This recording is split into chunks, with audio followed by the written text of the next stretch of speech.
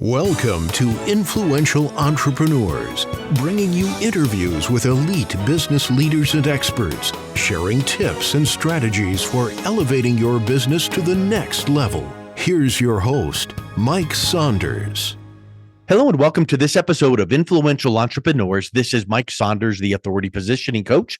Today we have with us Jonathan Leonard, who's the founder of Leonard Financial Solutions, and we'll be talking about longevity risk. Jonathan, welcome to the program.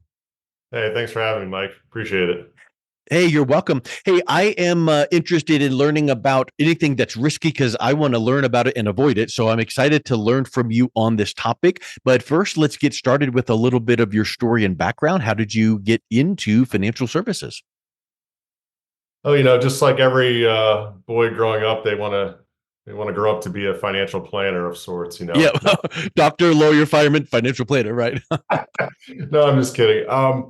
So yeah, for me, it was more of not the most orthodox of paths, but actually, when I first got out of college, I always knew I wanted to help people in some way. So I actually got into ministry at first. I was a pastor for almost 10 years, and then while I was towards the end of times when I was pastoring, and I worked as a missionary as well for a little bit, but I just remember always growing up and even certain things that happened, while I was in college, with my parents and their financial planning. I saw them getting taken advantage of a lot, and they weren't adequately prepared, for retirement. And my dad and my mom, they did very well for themselves too. But especially when 2008 hit, and that crash we had in 2008, my dad lost almost 40% of his portfolio. And then he also lost his job. He was 60 years old. And I just remember the worry that they both had. And that's when I started scratching the surface of, looking into this line of work.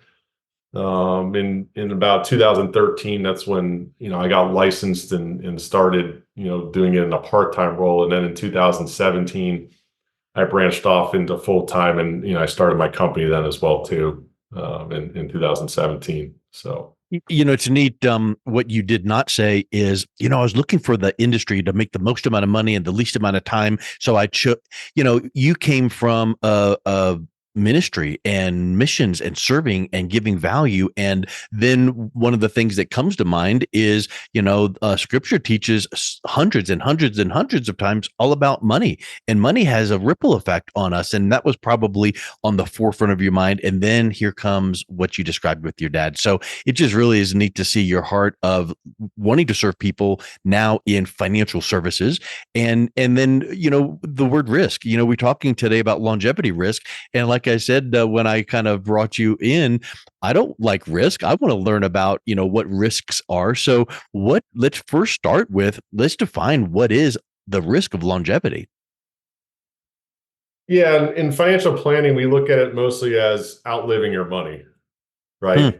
That's usually one of the first things that people come to me about is just, well, I don't want to outlive my money. I don't want my money to only last me till I'm 80 years old and I end up living to 85 or 90. Then what happens? And I don't want to be a burden to my children or my grandchildren, right? So one of the first things we look at is setting up a strategy and a plan for our clients that it doesn't matter how old you live, because life expectancy right now in the United States is about 79 years old. Okay.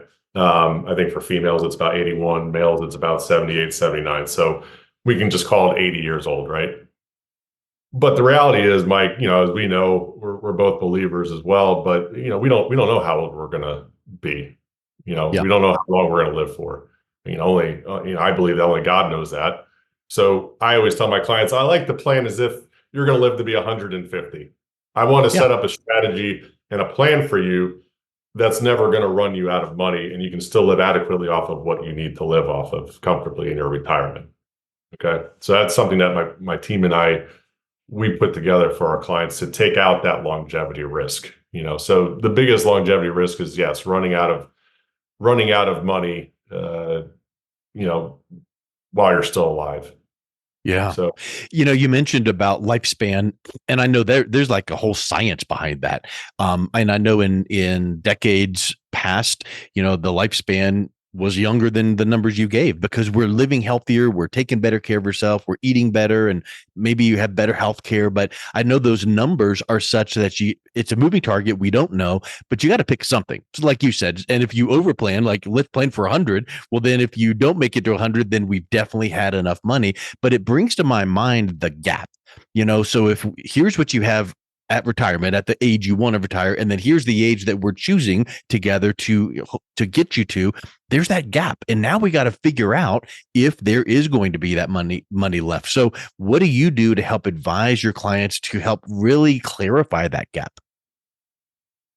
yeah, and that's just setting up a strategy for them. And a lot of people don't have a strategy or a plan in their retirement. They might have a managed account with an advisor, or they might be self-managing it themselves, and they're just riding the highs and the lows of the market and just hoping that they have more good years and bad years, right? And then they have the mentality that, oh, well, the market averages, 6, 7, 8%, and I'm only taking out 4 or 5%, then I'm winning I should be up 2 or 3% every year. But the problem with that thinking is that the markets aren't linear, and we're going to have down years like we had in 2022, like we had in 2008, where, they might be more substantial down years than normal, let's say. But when we're taking money out of a managed account in a down year, we're compounding that loss, and we're making that loss even greater. And that's where people run into trouble in retirement. So one of the things that we like to do for our clients is have a 2-bucket approach, where we can have a managed account, but then we also have a bucket that's protected, where you can't have losses in that bucket. And that bucket we're using primarily for the income purposes, while we're allowing the other bucket to fluctuate and have its ups and downs in the market. So that way we know this eases the longevity risk, because we know that we're taking money out of a bucket that isn't able to lose money. Yep. When you're thinking about that lifespan, to then put a strategy into place like you're mentioning, and I want to go deeper on that in a second. But what about because I know the point comes to my mind: the health of the client and their family history. You kind of almost feel like you're a healthcare provider asking questions like that, and you also feel like you're a life coach when you're asking questions like, "What does retirement look like to you?" But as a financial professional, you really have to get into that depth, right? So, what are some of the nuances of health and family history that you bring to your clients' attention to make sure that they're really dialing that in right for that expected lifespan? Yeah, so there's obviously, a few things to do. One, there's the Medicare piece, right? So from a Medicare perspective, we look at it, once they turn 65, we want to get them the best coverage possible. And then from the long-term care piece, it varies on the client depending on if they have long-term care policies set up for themselves already or not. Usually, if some clients were proactive and they bought a long-term care policy, 20 years ago in their 40s, then we say, okay, let's take a look at that policy, see kind of the benefits of it, if that's something we want to keep in place or not. Usually, depending on their circumstances and situations, we might set up, a bit of a side account where we're using an account that will be used for the intention if they did need long-term care needs.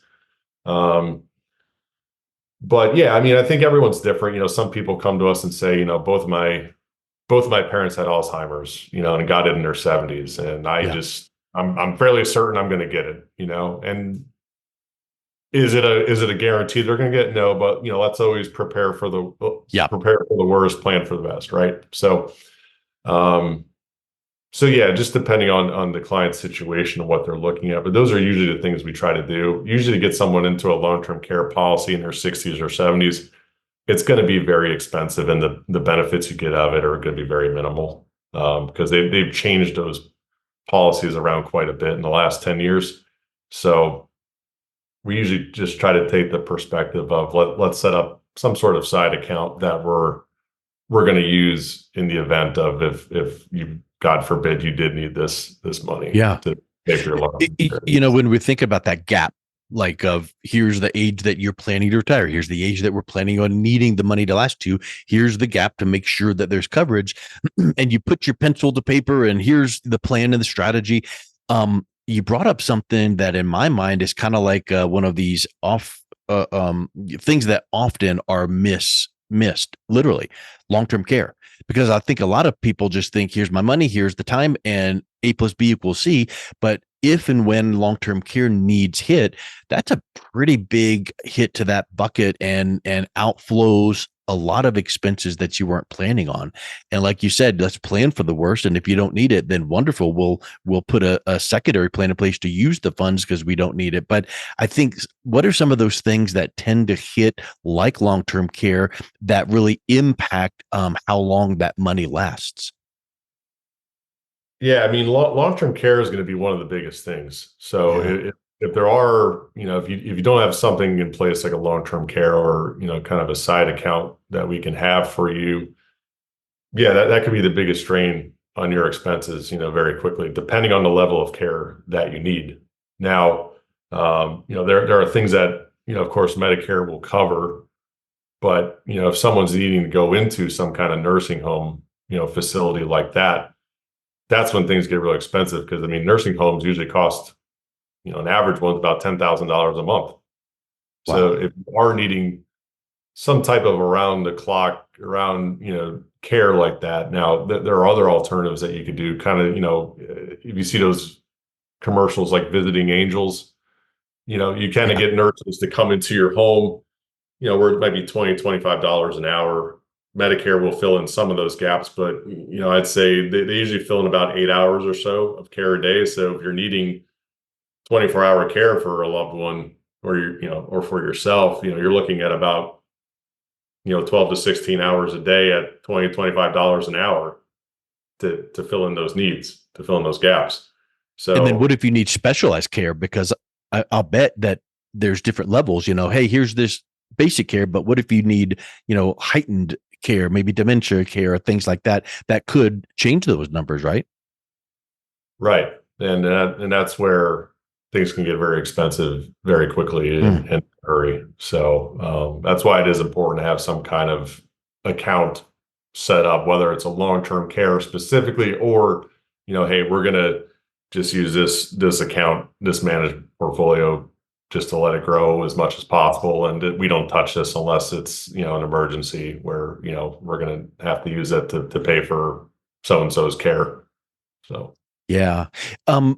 I also would think that some of the unforeseen things that we don't know how to plan for could be taxes and inflation. Obviously we read the news, and in one day inflate, or 1 year inflation's creeping up, and 1 year it's not as much in the news. So those are the kind of things that impact how our money can last. But what do you do to give like a 30,000-foot overview to your clients on, here's some of the things to be considering, given here's how long your money needs to last? Well, we don't really know what the tax rate's going to be, tax brackets and all that. Yeah. So kind of like I said before, I mean, that's why we use the 2 bucket approach. So it's not everything's in one place, so where it can get, penalized or hit or hurt. Like, yeah, there are things that we don't know. We don't know if taxes are going to go up or down in the future. We always like to prepare for the worst, right? So we assume, yeah, taxes are going to go up. We look at the national deficit. It's at $34 trillion right now. So yeah, we assume that taxes are going to go up. Now, how much will they go up? I don't know. Yep. I like to think that it's not only the tax rates, but also the tax thresholds, right? Because we know that they can change not only the thresholds, but the income, the taxable amount as well, too. So, they like to say on the news a lot, oh, we're just going to tax the rich more, but then again, the question is who's rich? That's a subjective term, right? You can say, oh, the 1%'s the rich. Okay, but what if it's the 10%, the 20%, the top 50%? There's thresholds. Yeah, so it all comes down to not only just the tax brackets, but the tax thresholds, and they can change those thresholds around too. So, they could easily say, okay, everyone over that makes over $100,000 is taxed at 40%. There's nothing holding them back from doing that. So, those are pretty extreme scenarios. Hopefully, we never occur those in our lifetime, but we always have to, prepare for the worst. Yeah, I can never tell someone in confidence I know what tax brackets are going to be in during the next administration or whenever that happens. Yeah. So, we just say like, let's prepare for the worst. And, we don't know what the tax brackets will be at, but let's assume that they're high. So, One thing I think we can be assured of is the deficit grows. We've all seen those what tickers where it's just growing at astronomical amounts, and the only way to compress that and deal with that is to lower government spending, which I don't really know that that's a viable option to hope for. And then the other is raise taxes. So I feel like we don't know what taxes will be or brackets or thresholds, but we know that it can't get better than what it is now. So having that plan in place just to make sure that that's being considered is better than ignoring it all the way altogether. yeah, I think it's something that we have to be cognizant of. Is it something that to fixate on and obsess over?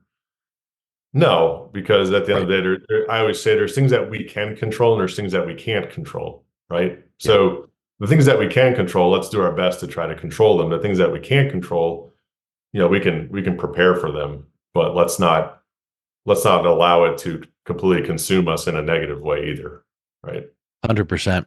You've mentioned your two bucket strategy. So I want to just kind of clarify that just a little bit and have you explain what that looks like specifically. And then as you were talking about longevity and lifespan, I know that you mentioned that women are typically living a little bit longer than men. Does your strategy adjust and compensate for the wife that might live longer than the husband in those kind of calculations?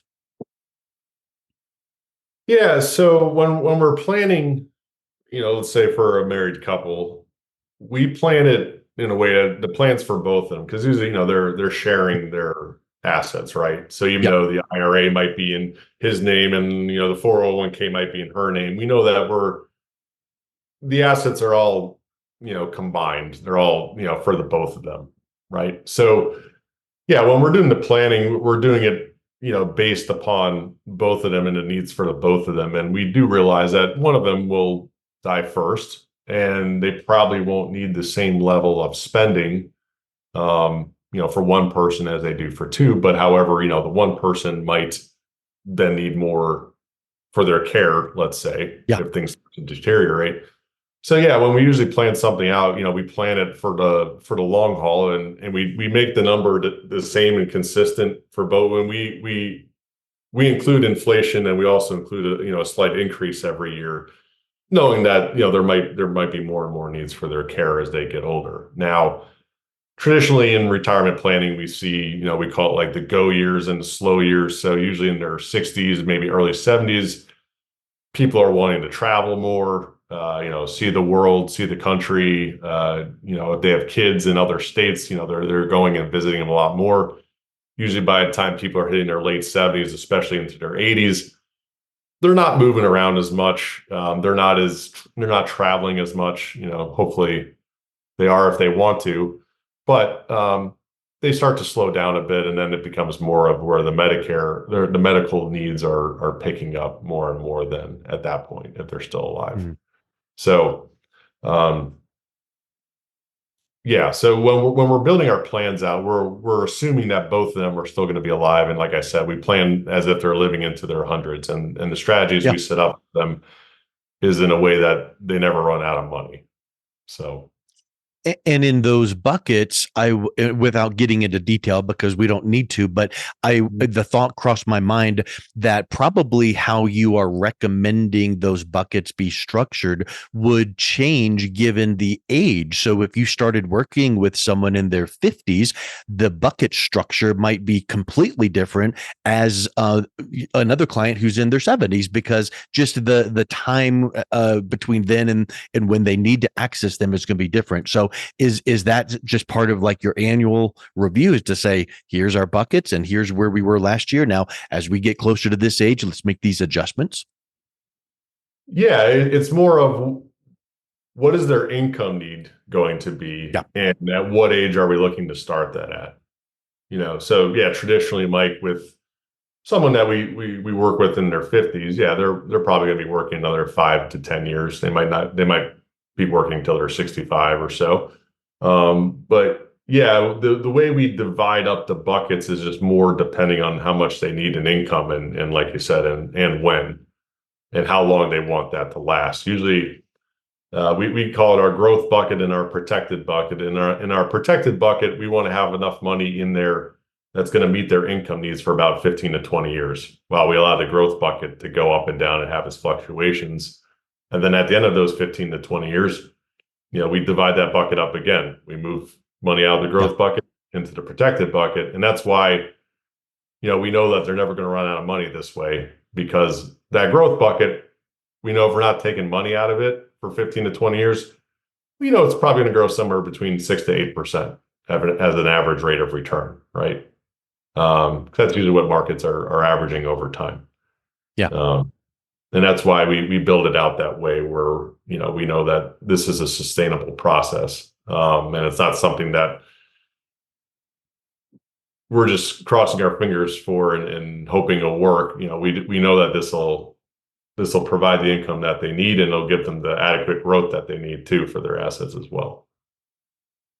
Well, I tell you, Jonathan, this has been really enlightening, the breadth of longevity, everything that goes into that, and really at the core is really probably one of every retiree's biggest fears. Will I have enough money to make it through retirement? Not just to, but through. So these are some really great principles you've laid out. I love your caring, educational approach to making your recommendations. Obviously, you're not saying to every client, this is the path, we're doing this. It is, here's what an option is, and let's guide you in that process. So I just love your approach there. And I would wonder if someone is listening to this thinking maybe I should learn more, what's the best way they can learn more, and then also reach out and connect with you? Yeah, sure. So if you want to get in touch with me and hear more about how we help, serve clients, go to our website. It's leonardfs.com, or you could type out the full thing, leonardfinancialsolutions.com. And right there on the homepage, you'll see a link to my calendar, and you can book at any time or hour that's open. You can book a time slot for a free consultation. Excellent. Well, Jonathan, thank you so much for coming on. It's been a real pleasure talking with you today. Sure. Thanks, Mike. Thanks for having me. You've been listening to Influential Entrepreneurs with Mike Saunders. To learn more about the resources mentioned on today's show or listen to past episodes, visit www.influentialentrepreneursradio.com.